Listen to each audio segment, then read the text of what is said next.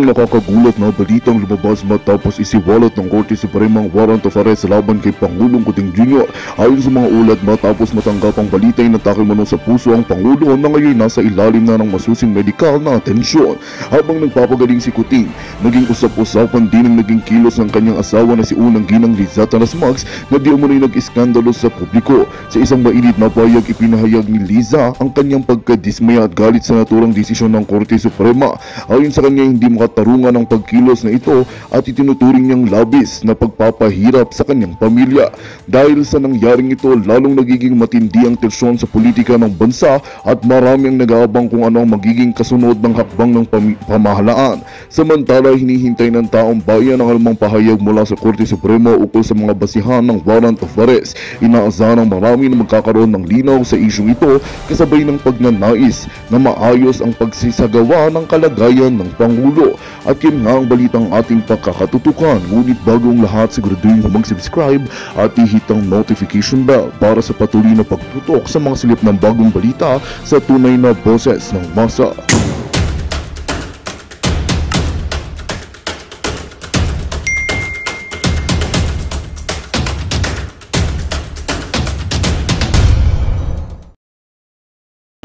Fanatic na fanatic po yan. Nakalagay po kasi dito pinakamagaling na presidente sa Pinas. Pero syempre, lahat naman po may kanya-kanyang galing itong mga naging pangulo sa ating bansa. Ngayon, tingnan nyo yung lakad ni former President Duterte.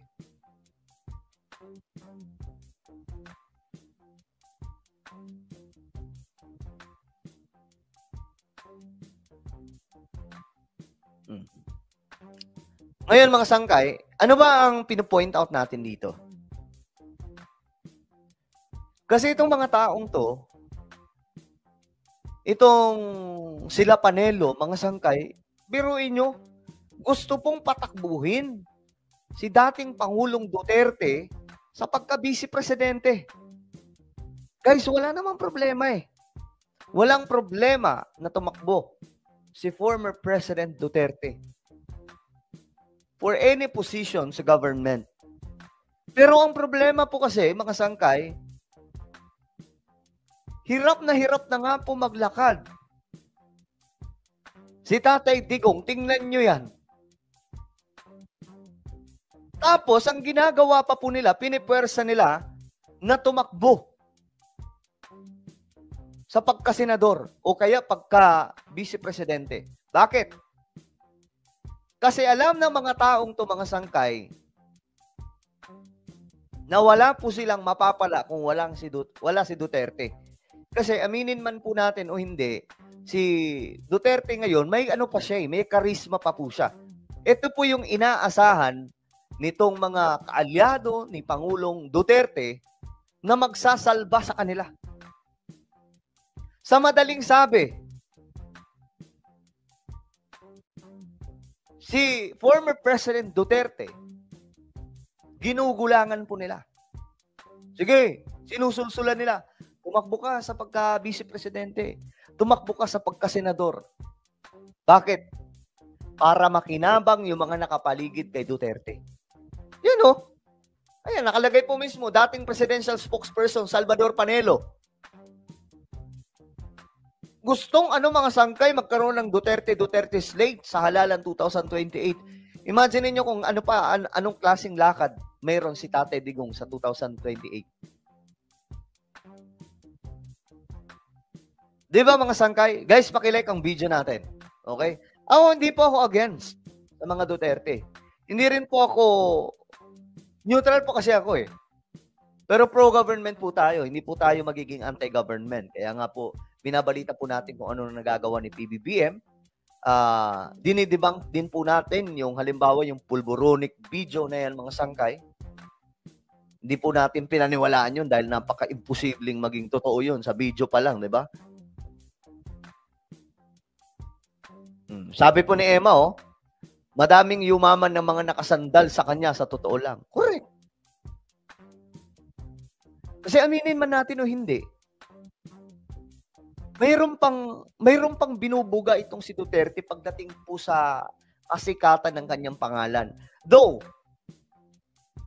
ito yung nakakalungkot na balita sa part naman po nila former President Duterte. Kasi habang dumadami po o tumatagal ang panahon, dumadami po yung issues nila. Ngayon mga sangkay, ang tanong dito, ito lang yung tanong. Bakit nga ba dumadami ang issues ng mga Duterte? Bakit? Dahil po sa mga sulsul. Sino yung mga sulsul? O, kayo na mismo magbanggit mga sangkay. Sige nga, banggitin nyo, sino yung mga sulsul sa paligid ni former President Duterte? Tingin ko nga mga sangkay, yung mga nagsasalita nun, yung mga sinasabi ni former President Duterte na bangag ka, ano si BBM, ganito. Tingin ko yung circle ni former President Duterte yung nang-uuto niyan eh. Ito, sabihin niyo to. Siyempre, matanda na mga sangkay. Diba? Matanda na si Tatay Digong eh. Ngayon, pagdating sa stage, yun talagang sasabihin. Oh, ngayon, mga sangkay, sa tingin nyo, sino yung nanggagamit kay former President Duterte? Ginagamit na lang nila si Panelo Sulsulian, si Rokia. Si Rocky ba yan? Mga DDS. Hindi na sila naaawa kasi political interest. Exactly. Political interest. Politika po talaga ang gusto. Alam nyo yung mga sangkay, nakikita kasi ng mga to na itong si Tatay Digong, itong si former President Duterte, kaya pa pong pakinabangan ng mga to. Na makabalik o magkaroon sila ng platform muli para po iangat yung kanilang mga pangalan. Kita nyo ha, ito ang nangyayari, may maisog. Maisog rally. Tingnan nyo yan mga sangkay. Ito ha, itong Filipinos are not for sale. Kung matino po silang tao, papayagan ba nila si former President Duterte na magsalita pa po sa stage na ganyan na po maglakad? Sige nga, kung matino po silang tao. Of course, may mga sasabihin ng iba dyan, drama lang o ano, ganito. Opinion nila yun eh. Pero ayun nga mga sangkay, ang punto natin dito, mahina na po si former President Duterte. Dapat pinapagpahinga na po ito nila Panelo. Hindi na po nila sana sinusulsulan na tumakbo. Ano lang mga sangkay, no, na itong mga to, alam naman nila na mahina na si Tatay Digong, pilit pa rin tinutulak, tumakbo ka sa pagkaganito. Anak ng Chekwa. O ito, basahin natin. Pag wala si Tatay Diggs, walang tao. Kapag andyan si Tatay Diggs, di ba, kahit paano madaming tao. Correct. Di ba, nakaraan lamang nilayasan daw po si Roque. Nakaraan lamang mga sangkay, meron pong video na kumakalat sa social media. Sobrang stress na po ni Harry Roque. Biruin nyo, nagsasalita po siya, bigla pong nag-alisan yung mga tao.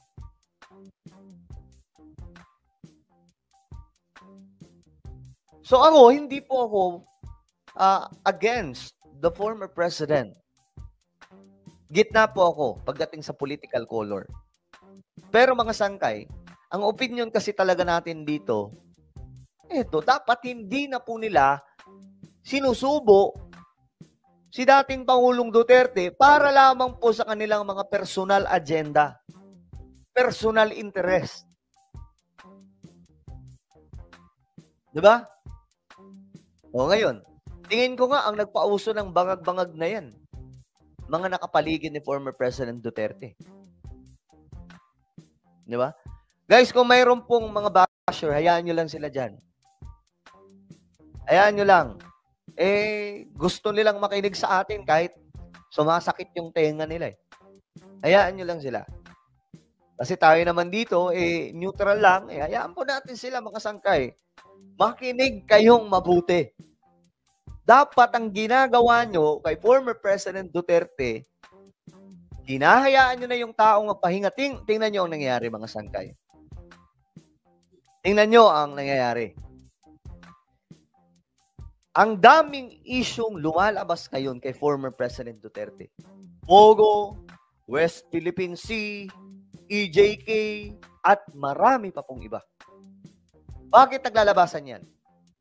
Politika eh. So bakit lumalabas ng gusto? Kasi nga po, nag-iingay si former President Duterte. Ibig sabihin, kumbaga, maingay ka, ang dami mo namang kalokohan. So, ang gagawin namin, uungkatin namin yung mga kalokohan mo. So, ganun po ang nangyayari. Ngayon, mga sangkay, naiipit po sila Duterte.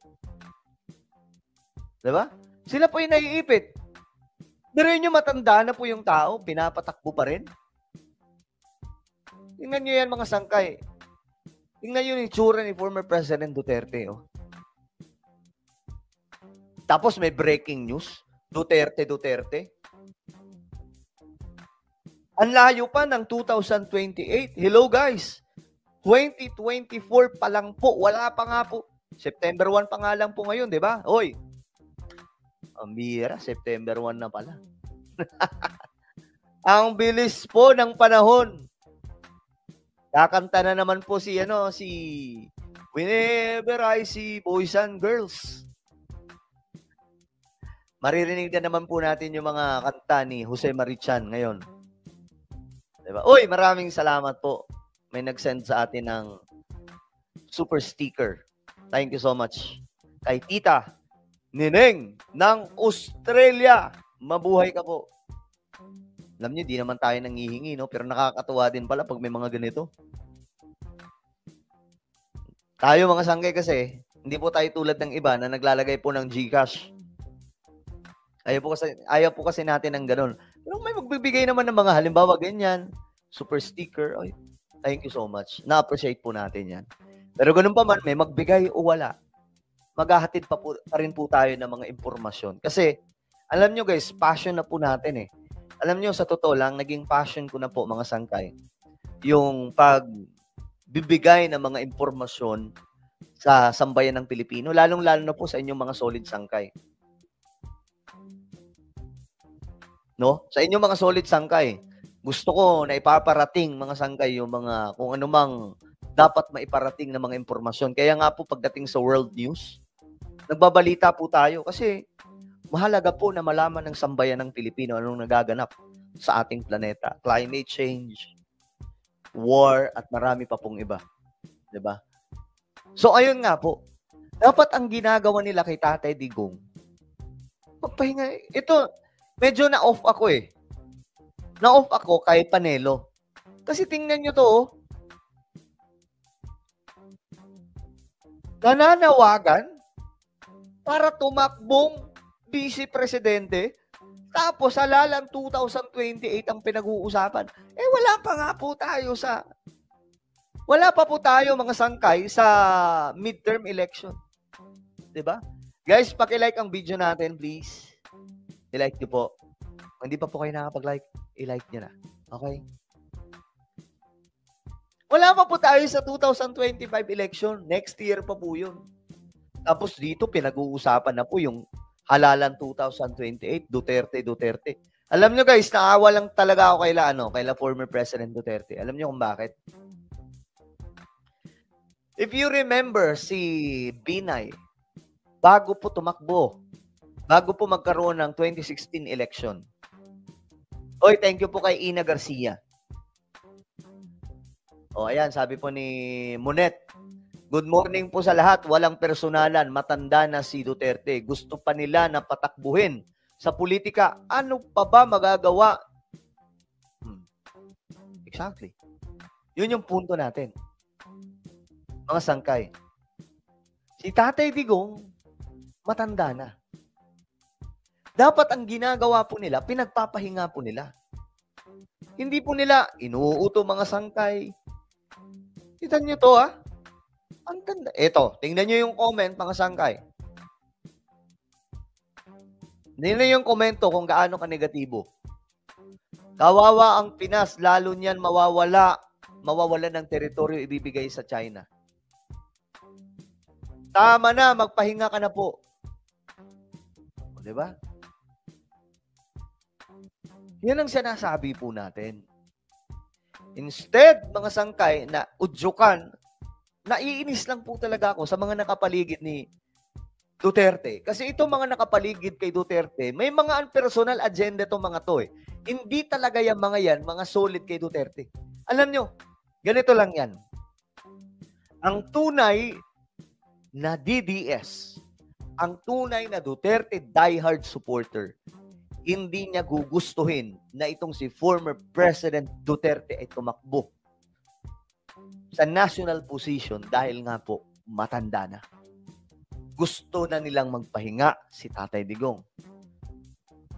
Mukha pa nga akong DDS sa mga yan eh. Kasi mas concerned pa po ako sa kalagayan ni Duterte. Itong mga iba, mga DDS ko, no? Kung sino pa yung mga sinasabing diehard supporter ni Tatay Digong, sila pa po mismo yung nangunguna na pahirapan si Tatay Digong. Diba? Sila pa po yung nangunguna na, sige, Tatay Digong, kahit uugod-ugod ka na, takbo pa rin para sa bayan. Ito yung problema mga sangkay dahil presidential system po tayo. Alam nyo, sa parliamentary system like Japan, Singapore, at marami pa pong mga bansa, kapag mahina ka na, hindi ka na pwedeng tumakbo, hindi ka na nila i-elect, wala nang susuporta sa'yo. Mahina ka na eh. Hindi lang mahina physically, mahina mag-isip, mahina lahat mga sangay, hindi ka na pwede nilang iboto. Ganun po yun. Pero dito sa Pilipinas, basta rockstar ka, basta sikat ka, pwede ka pa rin tumakbo. Pwede ka pa rin iboto. Diba? Ay nako, another Duterte will be the end for the Philippines. Tangahan nyo pa, nandamay pa kayo. Kita nyo na? So ngayon, binabati ko si Tatay Digong. Instead kasi na magpahinga na lang. Diba gano'n naman talaga sa US, gano'n eh. Karamihan sa nagiging presidente, pagkatapos ng kanilang term, pahinga na. Suporta na lang kung sino yung nananalo. Oh, sabi po ni Ramos, dahil lang sa sobrang gahaman sa kapangyarihan, ayaw nilang pagpahingahin ang matanda. Diba? Totoo yan. Real talk po yan, mga sangkay. Sobrang gahaman sa kapangyarihan, kahit matanda na po, sige pa rin. Gusto pa rin po nilang patakbuhin si Tatay Digong. Oh, ayan o. Ito, may nag-comment. Wala kayong magagawa if sila pa rin yung piliin ng majority ng mga Pinoy sa 2028. Totoo din naman yun. Walang magagawa. Pero, tingin ko malabo po yan. 2028? 2024 pa nga lang, bumabagsak na po yung trust rating ni VP Sara. Diba? 2028 pa lang. How much more? 2024 pa lang.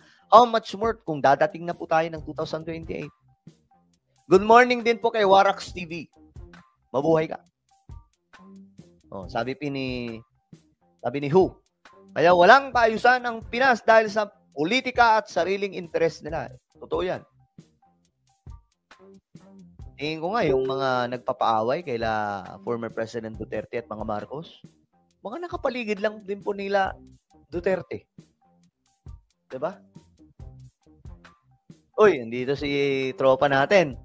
Good morning mga kasangkay. Anong tingin nyo kay Tatay Digong? Parang mga jeep na ayaw magpa-face out kahit bulok na. Uy, ganda na sinabi. Pakinggan nyo mabuti ha. Ano daw? Anong tingin nyo kay Tatay Digong? Parang mga jeep na ayaw magpa-face out kahit bulok na. The best na yung legacy na ginawa niya. Salamat Tatay Digong. God bless. Ganito po yung tunay na DDS. Shoutout, Boss RL Galang. Mabuhay ka. Ganyan po mag-isip yung mga tunay na DDS. Hindi po yung mga DDS, mga sangkay, na may mga personal agenda. Diba? Hindi po yung mga DDS na may mga personal na kagustuhan lamang nang sa ganun, makinabang po sila sa kung ano po ang pwede nilang pakinabangan kay Tatay Digong. Tingnan nyo to, oh. Tingnan nyo yan. Pagiwang-gewang na. Di ba? Parang mga jeepney lang yan eh. Mga jeepney, kahit ang binubuga, itim na nausok. Kahit pagiwang-gewang na yung jeepney, gusto pa rin nila, no to phase out. Di ba? O, tingnan nyo sa Tatay Digong, oh. Tapos gusto nilang patakbuhin sa 2028. Guys, nasa ano pa lang tayo, 2024. Wala pa po tayo sa 2028. What if, hindi naman sa inaano natin mga sangkay, ano ang magiging sitwasyon pa sa 2028? Tumatanda na po si Tatay Digong, maawa naman kayo. Panelo, Harry Roque, maawa naman kayo. Kung sino pang mga nagpapatakbo dyan, maawa naman kayo. O, sabi po ni Option Zero, sa mga di pa po nagla-like, pa-like na lang po at subscribe and share na rin mga kasangkay. Thank you. Mabilisan lang to mga sangkay nating live kasi magsisimba pa po tayo. Happy Sunday everyone. O ito yung mga pagbigyan natin, basahin natin. Para matapos ang lahat, ipa-drug test nyo mga Marcos para matapos na ang pagdududa. Bakit iniwasan ito issues na bangag ang presidente? O, ang sagot ko dyan, patunayan po muna na totoo. Patunayan po muna na totoo kasi hindi po yung inaakusahan ang magpapatunay para sa kanyang sarili. Dapat kayo, ako ay, gitna po ako. Tandaan niyo yan mga sangkay, neutral ako. But this is my opinion. This is my own opinion sa nangyayari. Gusto nyo magpa-test si BBM? Anong akala nyo sa kanya? Barangay Tanod? Na uutusan nyo lang, uutuin nyo lang, magpaano ka, punta ka doon, magpaano ka, para maniwala kami sa'yo. Hindi ganun yun. Even the former President Duterte, yun din po yung sinasabi nila De Lima before, nila Trillanes noon, magpaano ka, magpa-test ka. Kasi ikaw yung ganito. Ginawa ba ni Tatay Digong? Hindi. Kasi nakakababa ng pagkatao bilang presidente kung susunod ka sa mga batikos nila. Ang mangyayari lang nun mga sangkay, utu-utu ka. Presidente ka, tapos nagpapautu ka sa mga bumabati ko sa'yo. Oy, maraming salamat kay Juliet. Ino-congrats tayo. Bakit ba ako ino-congrats? Happy Sunday din po, mga kasangkay, sabi ni Monet Visera. Oh, ayan, sabi po ni Esther Ramos. Yes, 85 years old na si Digong sa 2028. Yun ang sinasabi po natin, mga sangkay. Totoo ba? Ano ba ang edad ngayon ni Tatay Digong? Wait lang. Check natin. Para magkaalaman, ilang taon na si Tatay Digong. President Rodrigo.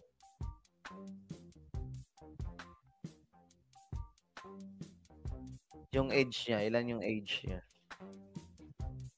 Oh, 79 years old.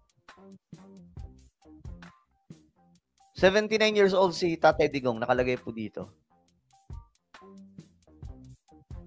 Ayan. 79 si Tatay Digong, si BBM naman, bata si PBBM, no? 66 pa lang. Si Pastor Kibuloy naman, 74. Si Sara Duterte, 46 years old. O ayan, 79. So, 79 years old, 2024. So, pagdating ng 2028, ilang taon na si Duterte.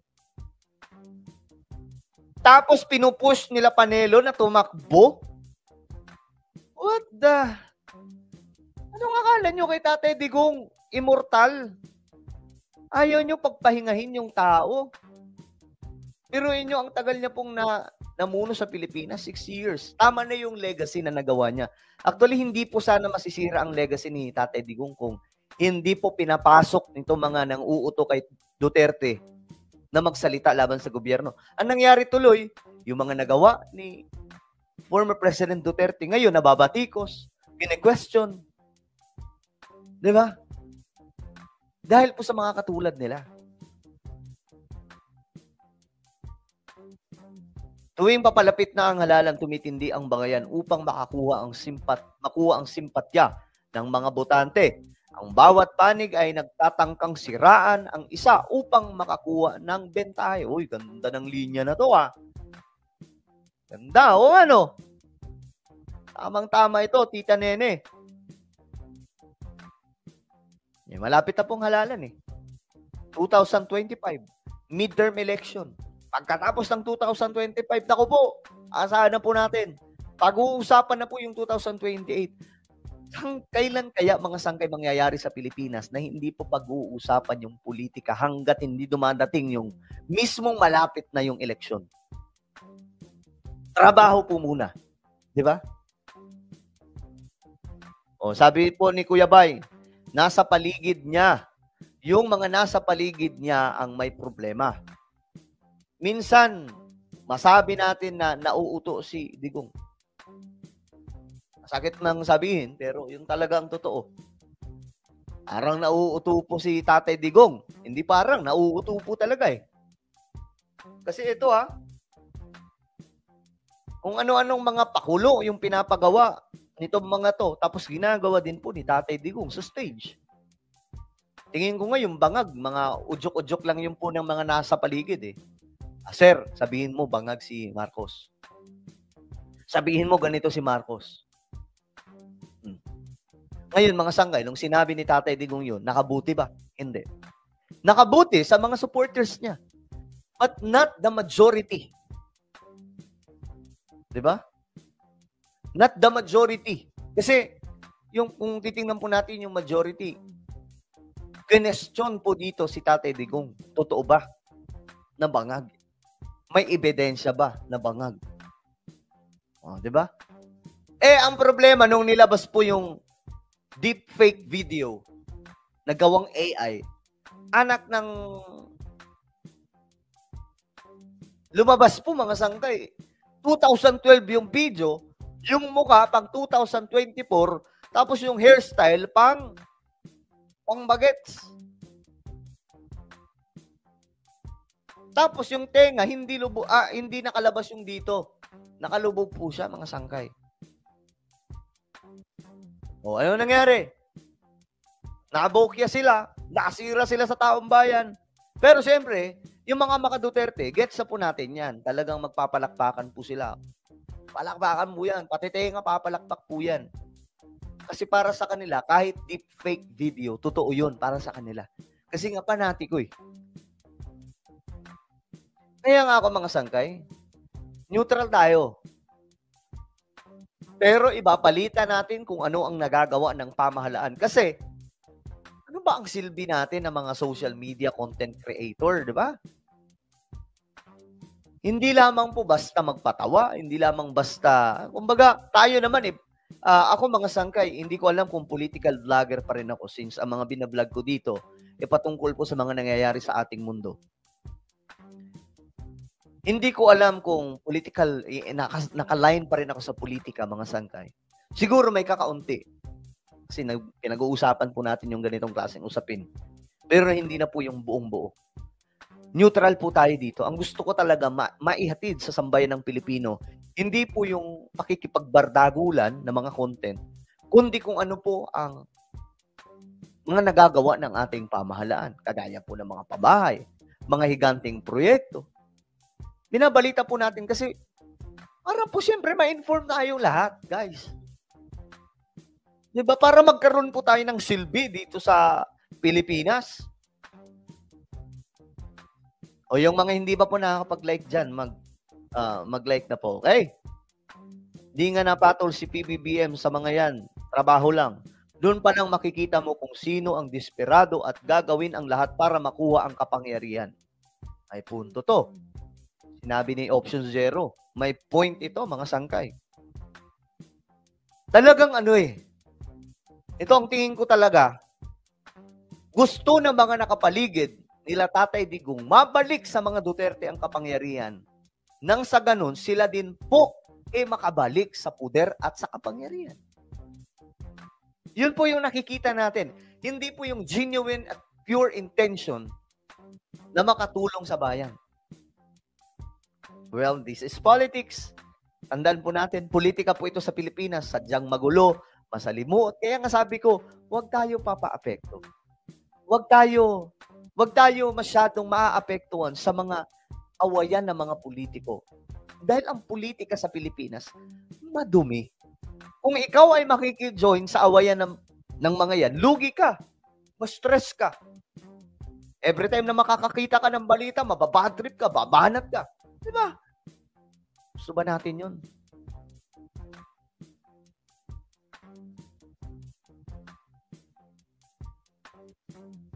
Oh, ito. Sabi po ni Chris. Well, yellows are waiting for the downfall of Duterte through Marcos. Both families will go down. Do you think di pakukulong ng matagal ng kalaban si PBBM after his term? Isa pa po yan sa naiisip ko. Palaisipan din to, itong sinasabi ni Chris. Palaisipan din to. Kasi ang nangyayari sa ating bansa, gantihan. Diba? Gantihan. Tingnan nyo to ha. After ng term ni PBBM, magsusulputan na naman yung napakaraming issues patungkol po sa term ni PBBM. Asahan natin yan. Ganyan po ang eksena sa Pilipinas. Pinoy, Gloria, from Ferdinand Marcos, Corazon Aquino, Ramos, Erap, Gloria Macapagal Arroyo, Noynoy Aquino, Duterte. Lahat ng mga yan, mga sangkay, may issues after po ng kanilang term. Nasa kanila na yan kung paano nila didepensahan. Ganyan po kadumi ang politika sa Pilipinas, mga sangkay. So ngayon, yan po. Asahan na po natin yan, mga sangkay. After ng term ni PBBM, mayroon pong lulutang na mga issues dyan. Kagaya rin po ng nangyayari kay former President Duterte. Pero, ganito lang yan. Kung mananahimik si PBBM after ng kanyang termino at hindi na po siya mangingialam sa administrasyon, malamang sa malamang, kahit papano tatahimik yung kanyang buhay. Pero yung tulad nito ni former President Duterte, tapos na ang kanyang termino, pero inudyukan siya ng mga nakapaligid na, magsalita ka, tay, kailangan ka namin, mag-voice out ka, banatan mo si ganito, banatan mo si BBM. Ang mangyayari, ayan, nasisira po sila ngayon. Nauungkat ng mga issues. Diba? Inuungkat yung sa Pogo, involved daw po which is totoo naman, mga sangkay, na involved po talaga si Tatay Digong kasi sila po yung nagmaniobra niyan sa Pilipinas eh. Kapag federal parliamentary system sa after PBBM's term 2028, maraming magre-resign ng mga politiko. Ito talaga ang gusto kong mangyari, magkaroon ng federal parliamentary system. Kaso nga lang, ayaw po ni Tatay Digong yan eh. Ayaw po ni Duterte, biglang ayaw po niya eh. Diba? Pero yan po yung the best na sistema pampolitika kung magkakaroon po tayo ng federal parliamentary system. Marami mga politiko ang maaalis dyan kasi syempre ang Magandang balita ang hatid namin sa inyo ngayong araw. Sa pagtatapos ng aming balitaan, nagbigay kami ng mga mahalagang impormasyon. Maraming salamat sa pagtutok at pagsuporta sa aming programa. Huwag kalimutang manatili sa mga susunod na araw para sa mga bagong balita at mga kwento na dapat nating abangan. Mula sa Boses ng Masa, magandang araw, Pilipinas!